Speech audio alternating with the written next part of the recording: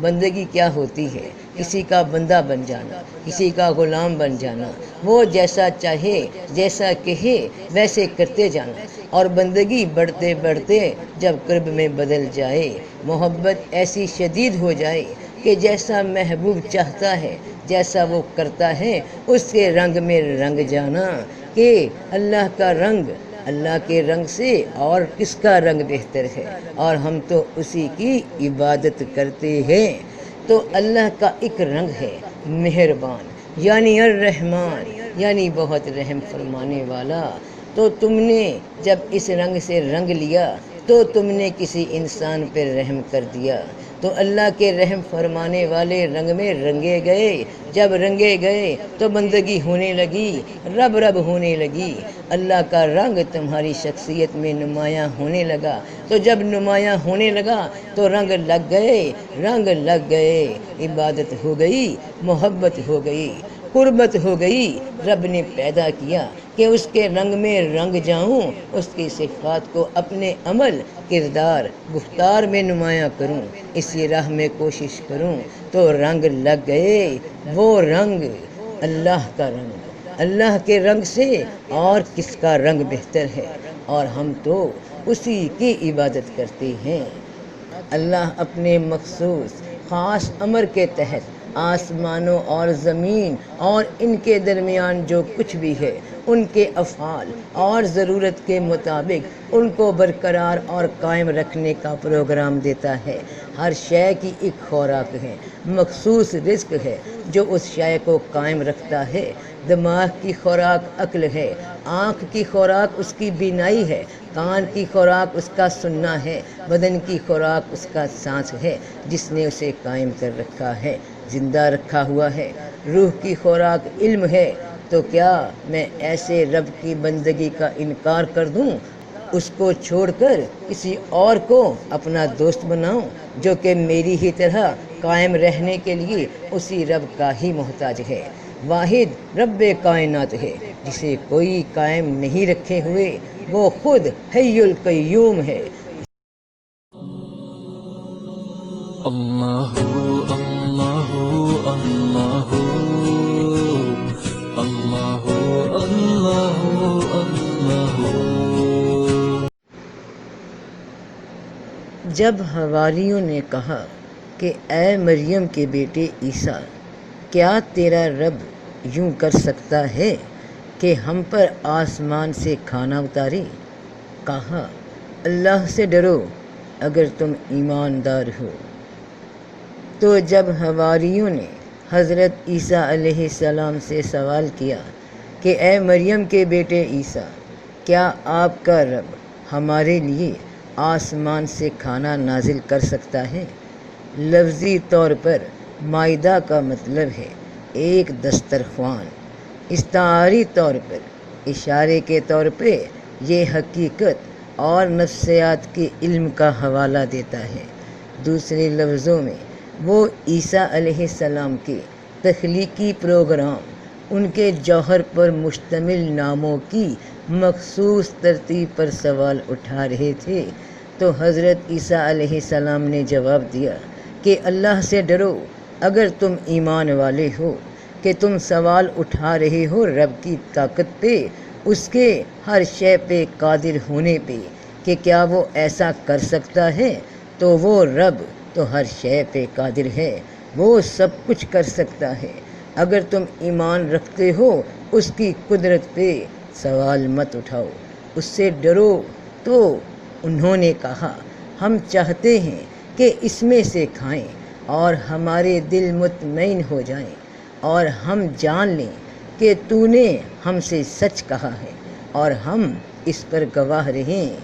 تو حواریوں نے کہا کہ ہم اس آسمانی مائدہ میں سے کھانا چاہتے ہیں، اس علم کا اطلاق کرنا چاہتے ہیں جو آپ ہمیں سکھاتے ہیں، تاکہ ہمارے دل مطمئن ہو جائیں، اور لہٰذا ہم جانتے ہیں کہ آپ ہمیں جو بیان کرتے ہیں وہ حقیقت ہے۔ تو جو علم، جو روحانی غذا آپ پر آسمان سے نازل ہوتی ہے جنت سے، یعنی رب کی رضا سے، اس میں سے کچھ ہمارے لیے بھی نازل ہو سکتا ہے۔ مریم کے بیٹے عیسیٰ نے کہا، اے اللہ ہمارے رب، ہم پر بھرا ہوا خوان آسمان سے اتار، جو ہمارے پہلوں اور پچھلوں کے لیے عید ہو اور تیری طرف سے ایک نشانی ہو، اور ہمیں رزق دے، اور تو ہی سب سے بہتر رزق دینے والا ہے۔ عیسیٰ ابن مریم نے کہا، اے اللہ ہمارے رب، ہمارے لیے جنت کی طرف سے ایک مائدہ ظاہر کرے، تاکہ یہ ہمارے ماضی اور ہمارے مستقبل کے لیے بھی آپ کی طرف سے عید اور ثبوت ہو۔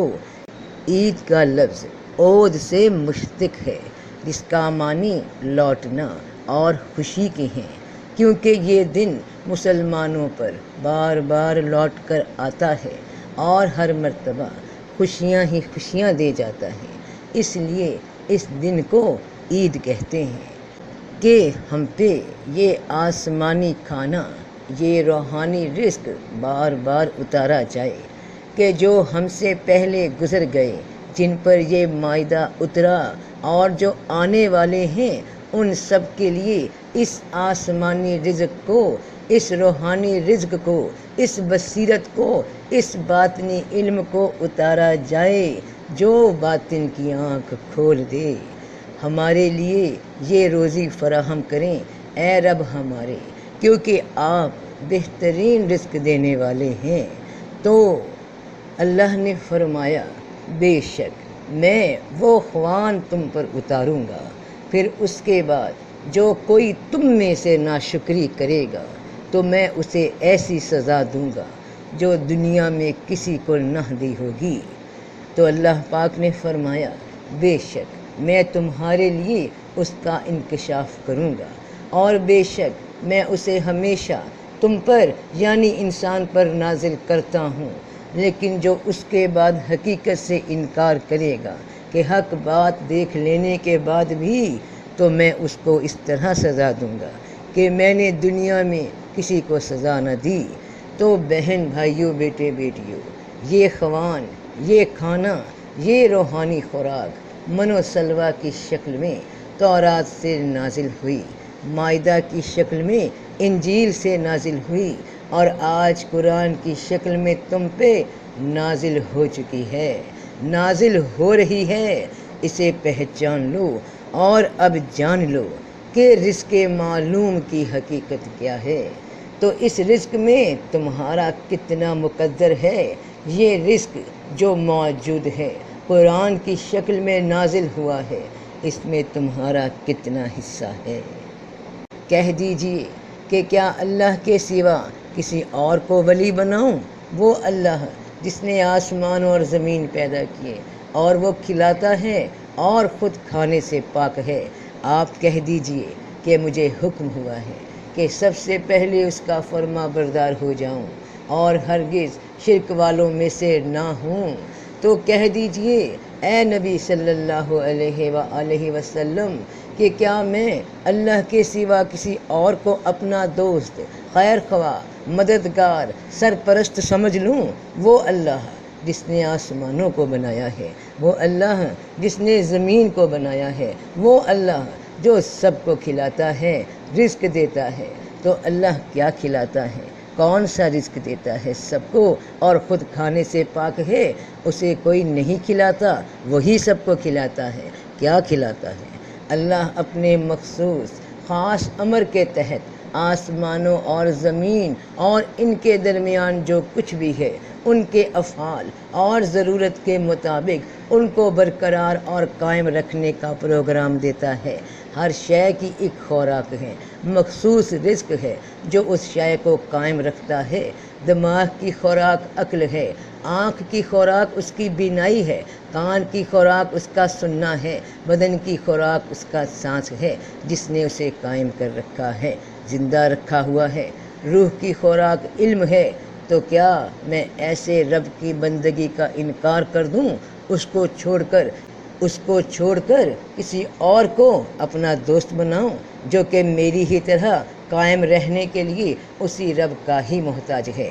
واحد رب کائنات ہے جسے کوئی قائم نہیں رکھے ہوئے، وہ خود حی القیوم ہے، زندہ ہے اور سب کو تھامے ہوئے ہے، جو فرماتا ہے اور میں نے جن اور انسان کو بنایا ہے تو صرف اپنی بندگی کے لیے، نہیں میں چاہتا ان سے کوئی رزق اور نہیں میں چاہتا کہ وہ کھلائیں مجھ کو، یعنی میری عبادت و اطاعت سے میرا مقصد یہ نہیں ہے کہ مجھے کما کر کھلائیں، میرے لیے محنتیں کریں، ریاضتیں کریں، یا مجھے ان کی کسی محنت کی ضرورت ہے آسمانوں اور زمین کی حکومت میں مدد کے لیے کہ ان کو چلائیں ساتھ مل کر، جیسا کہ دوسرے آقاؤں کا مقصود ہوتا ہے کہ غلاموں سے محنت مزدوریاں کروا کر اپنے تخت قائم رکھتے ہیں، اپنا کوئی فائدہ نکلواتے ہیں، بلکہ رزق کے سارے خزانے تو خود رب ہی کے پاس ہیں۔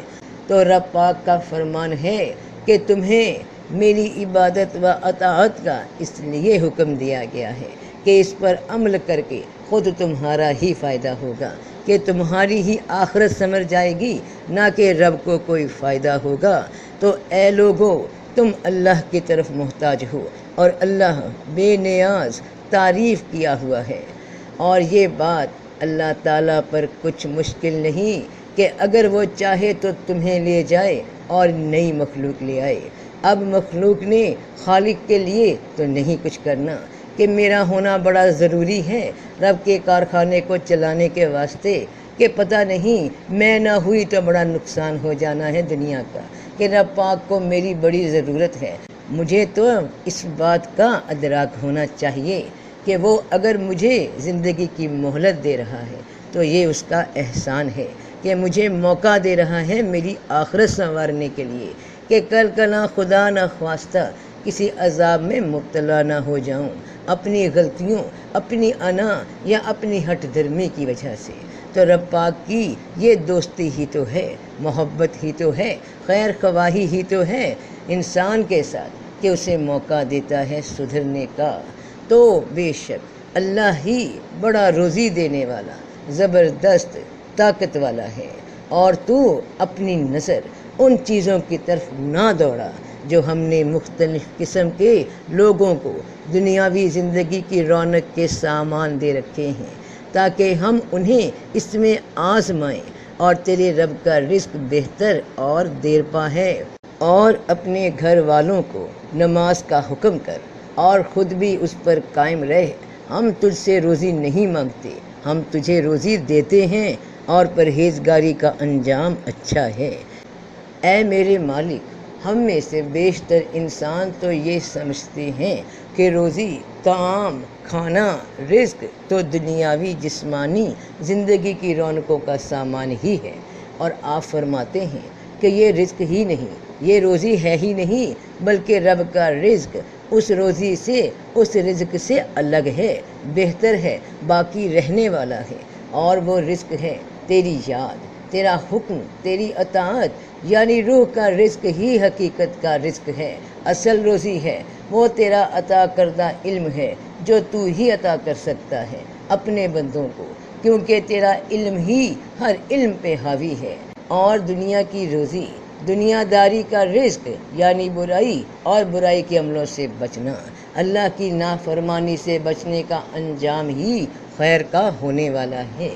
اور ہم نے انہیں پیشوا بنایا جو ہمارے حکم سے رہنمائی کیا کرتے تھے، اور ہم نے انہیں اچھے کام کرنے اور نماز قائم کرنے اور زکوٰۃ دینے کا حکم دیا تھا، اور وہ ہماری ہی بندگی کیا کرتے تھے۔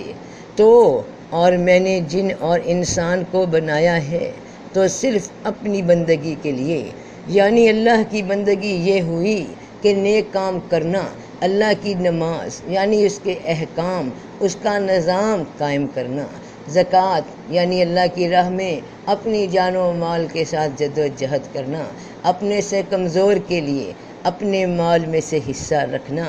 تو یہ سب کام اللہ کی بندگی کے ہیں۔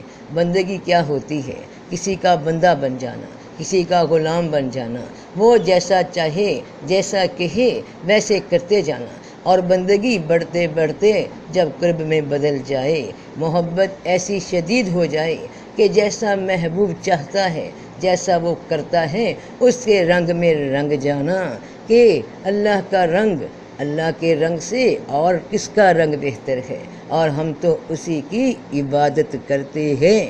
تو اللہ کا ایک رنگ ہے مہربان، یعنی الرحمن، یعنی بہت رحم فرمانے والا۔ تو تم نے جب اس رنگ سے رنگ لیا تو تم نے کسی انسان پر رحم کر دیا، تو اللہ کے رحم فرمانے والے رنگ میں رنگے گئے۔ جب رنگے گئے تو بندگی ہونے لگی، رب رب ہونے لگی، اللہ کا رنگ تمہاری شخصیت میں نمایاں ہونے لگا۔ تو جب نمایاں ہونے لگا تو رنگ لگ گئے، رنگ لگ گئے، عبادت ہو گئی، محبت ہو گئی، قربت ہو گئی۔ رب نے پیدا کیا کہ اس کے رنگ میں رنگ جاؤں، اس کی صفات کو اپنے عمل، کردار، گفتار میں نمایاں کروں، اسی راہ میں کوشش کروں۔ تو رنگ لگ گئے، وہ رنگ اللہ کا رنگ، اللہ کے رنگ سے اور کس کا رنگ بہتر ہے، اور ہم تو اسی کی عبادت کرتے ہیں۔ اور جب تم نے کہا اے موسیٰ ہم ایک ہی طرح کے کھانے پر ہرگز صبر نہ کریں گے، سو ہمارے لیے اپنے رب سے دعا مانگ کہ وہ ہمارے لیے زمین کی پیداوار میں سے ساگ اور ککڑی اور گیہوں اور مسور اور پیاز پیدا کر دے۔ کہا کیا تم اس چیز کو لینا چاہتے ہو جو ادنا ہے بدلہ اس کے جو بہتر ہے؟ کسی شہر میں اترو، بے شک جو تم مانگتے ہو تمہیں ملے گا۔ اور ان پر ذلت اور محتاجی ڈال دی گئی، اور انہوں نے غضب الہی کمایا، یہ اس لیے کہ وہ اللہ کی نشانیوں کا انکار کرتے تھے اور نبیوں کو ناحق قتل کرتے تھے، یہ اس لیے کہ نافرمان تھے اور حد سے بڑھ جاتے تھے۔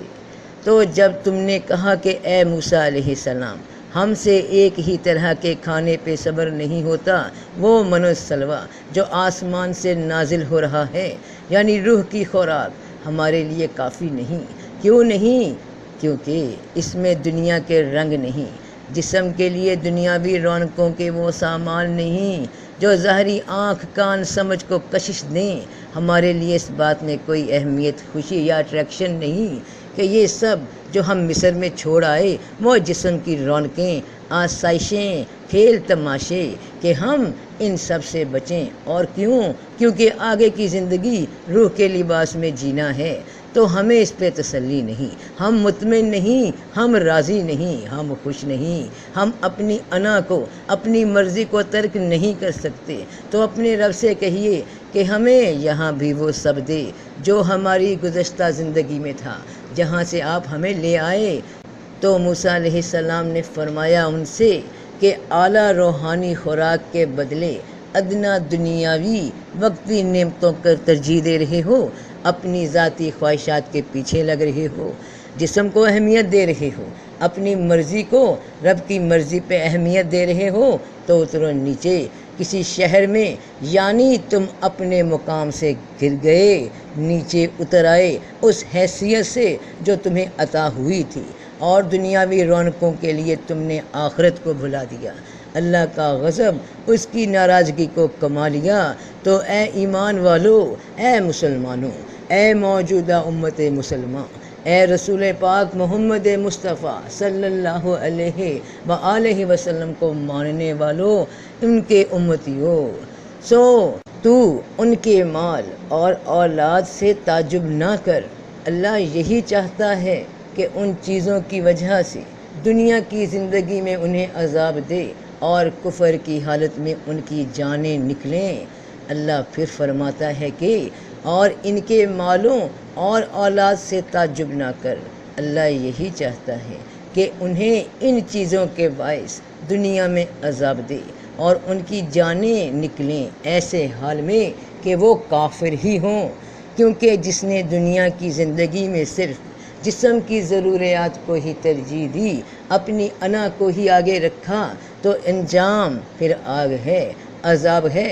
تو کھانا، رزق صرف وہ اناج نہیں جو جسم کو قائم رکھے، بلکہ اصل رزق وہ خوراک ہے جو روح کو قائم رکھے، اسے زندہ رکھے کہ اس جسم کو چھوڑنے کے بعد بھی وہ زندہ ہو۔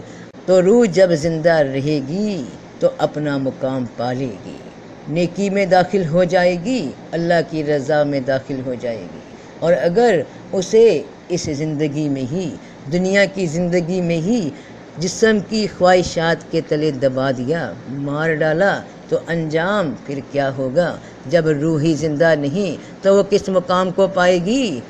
اور زمین میں یقین کرنے والوں کے لیے نشانیاں ہیں، اور خود تمہاری نفسوں میں بھی، بس کیا تم غور سے نہیں دیکھتے؟ تو زمین میں یعنی تمہارے اپنے جسم میں خدا کی علامتوں کی نشانیاں موجود ہیں، اور تمہارے اپنے ہی اندر خود کا جوہر یعنی اس کے آثار ہیں، اس کی روح کی پھونک موجود ہے۔